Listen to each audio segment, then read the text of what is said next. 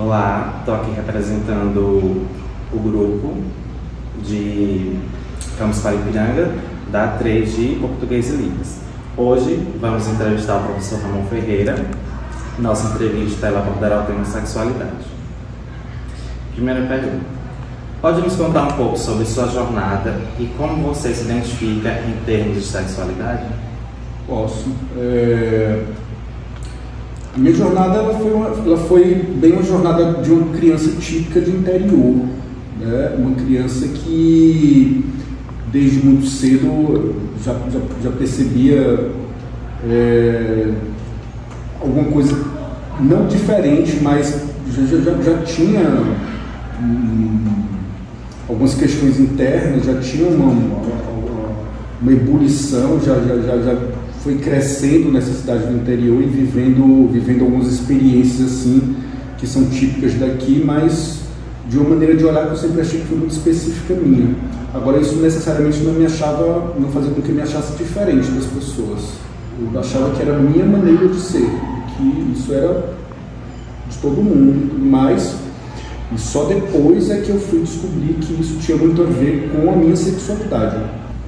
Você já enfrentou algum tipo de discriminação ou exclusão por causa da sua sexualidade? Se sim, como lidou com isso? No caso específico do Brasil, a discriminação ela é muito mais difícil de ser reconhecida porque ela é muito mais sutil. Ela não é uma discriminação que ela é verbalizada, que ela é gesticulada, né, que tem ali um marcador muito grande.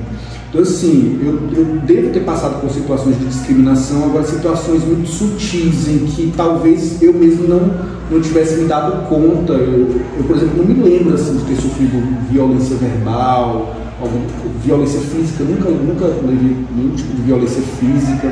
Então, eu tive uma travessia que foi relativamente estável, porque eu não ligava o que as pessoas diziam, eu me preocupava muito em estudar, em me capacitar, em ser um bom profissional onde eu estivesse trabalhando, e eu não tinha tempo para ligar para o que as pessoas pensavam, se me xingavam, por aí vai. Qual a importância da representatividade e visibilidade de diferentes orientações sexuais na mídia e na educação? A gente só existe na medida em que a gente é enxergado pelo outro. A gente não existe de maneira isolada, sozinho, né? Essa noção de indivíduo, ela é uma falácia. Só existe na medida em que eu tenho alguém que me relaciona, alguém que me vê.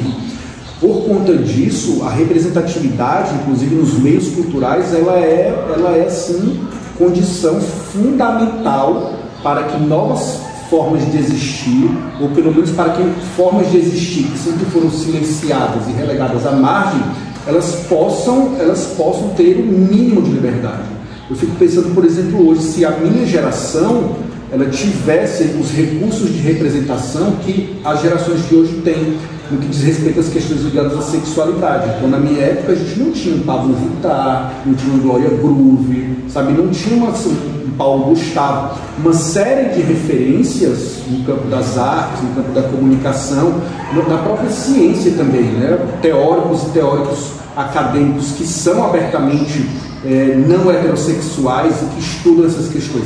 Então, se a minha geração tivesse tido essas representatividades, eu acho que a minha formação e o modo como eu lido com o mundo, como eu me relaciono com o mundo, teria sido completamente diferente. E isso talvez me fizesse uma pessoa muito diferente do que eu sou hoje. Para finalizar, em sua opinião, quais seriam as medidas mais eficazes para promover a inclusão e o respeito à diversidade sexual? Então, são muitas as medidas que precisam ser tomadas, né? O trabalho ele precisa ser feito em diversas frentes, né? Não há uma frente única. Então, o trabalho ele vai perpassar, por exemplo, com a garantia de direitos, a adoção de medidas legais que coíbam qualquer forma de discriminação, né? Não basta ter uma legislação, é preciso também ter uma política mesmo de punição, de reeducação dessas pessoas que cometam esses crimes. Isso a gente percebe que há um avanço no judiciário brasileiro, principalmente junto ao STF, né? Junto ao STF a gente percebe que há uma preocupação, um avanço nesse sentido, mas apenas as leis por si só elas não garantem que essa inclusão ocorra. Então é preciso também que sejam trabalhadas outras frentes. na questão anterior, quando falava da representatividade, então é importante também que a gente tenha figuras que estejam a longo alcance, que estejam vinculadas às grandes mídias, à cultura de massa, para que essas figuras elas passem a ser tomadas também como figuras comuns, como figuras, né, que fazem parte da cultura, como figuras que devem ser respeitadas. E isso faz com que a população ela vá se reeducando e ela vá assimilando essas diferenças, e elas possam, inclusive, incluir melhor as populações.